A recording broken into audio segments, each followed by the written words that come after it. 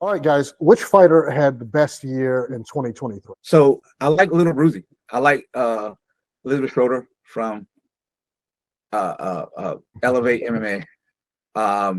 Number one, women don't get enough props. She's basically the only woman repping, and she had a fight with a former UFC fighter, and I watched that thing, and the decision didn't go her way, but she won that fight. I mean, unless I'm out of my mind. No, you're good. You're good, Seth. I saw the same thing. So she's my fighter of the year. Men, women combined, she's my fighter of the year. She holds it down for North Carolina, and is so quiet, so humble. Teaches at the gym. When I was over there teaching the course for a month, taking the classes, she's a student and an instructor. Come on, man. That's my fighter. A great ambassador for the martial arts. Yeah. Oh yeah. For sure. Bruzy's a great pick. It was very hard for me to say one name. I'm gonna say some things, and then I'll say my actual pick. So obviously, you can't talk about it without talking about Brian Battle. I mean, yes, he took that one loss, but since coming down to 170, has looked completely like a different guy. And some of the matchups that he's starting to get close to in the UFC, if he wins one or two more, are very, very compelling. I still would really like to see him versus Ian Gary. I mean, there's a lot of names that he's talked about fighting. What's the guy's? I can't remember his name. Joaquin Buckley. That's an awesome fight. I'd love to see that. But it's really hard to talk about this year and combat sports in the Carolinas without mentioning bare knuckle as a whole. We are, as a whole, just dominating in bare knuckle. I mean, yes, we have Keith Richardson, world champion. Yes, we have Tony Loco Soto, who's on the cusp of world championship title. Yes, we have the Killer Bee, who's one of the most popular female bare knuckle fighters in the world. But you have guys like Trakan, guys like Jeremiah Scott, these guys who are Coltrane. These are guys who are not going to have any problem getting fights on bare knuckle in the future, because every time they show up to a bare knuckle show, they deliver. Oxendine. I mean, I really in the future would love to see UK versus South Carolina, or UK versus the Carolinas bare knuckle card. I think that would be so badass. But anyway, my actual pick, because I have to give it up for my amateur guys. Most of the fights I commentate are amateur. Most of the research I do is for amateur fights. And the amateur fighter who impressed me the most this year, far and away, was D. Reddick, the Revenant. 4 wins inside of 5 months, I think is what the word was. Yeah. His last win, he looked better than ever.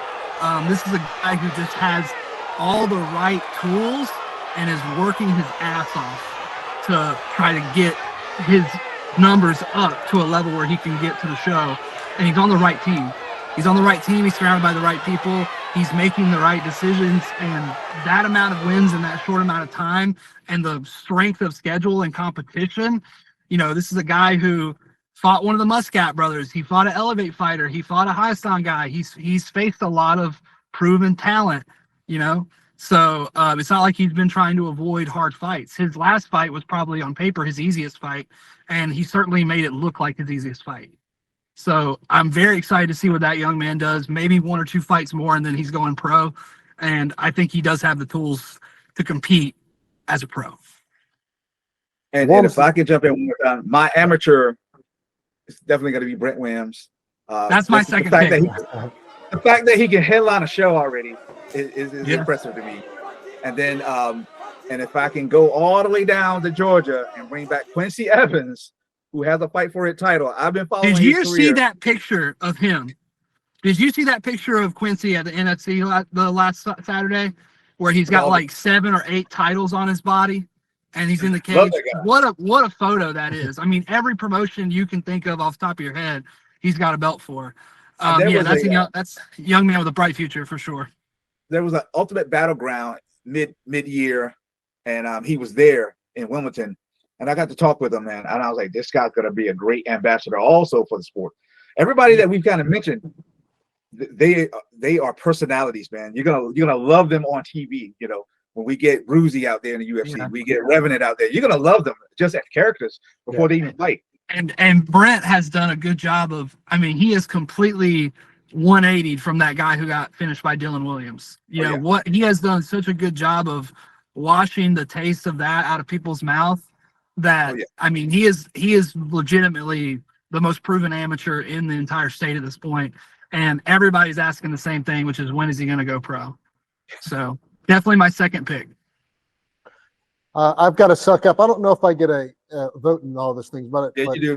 I got to say it. The guy who's hanging on my wall over here to my left would be Fighter of the Year, Keith Richardson, bringing home the title.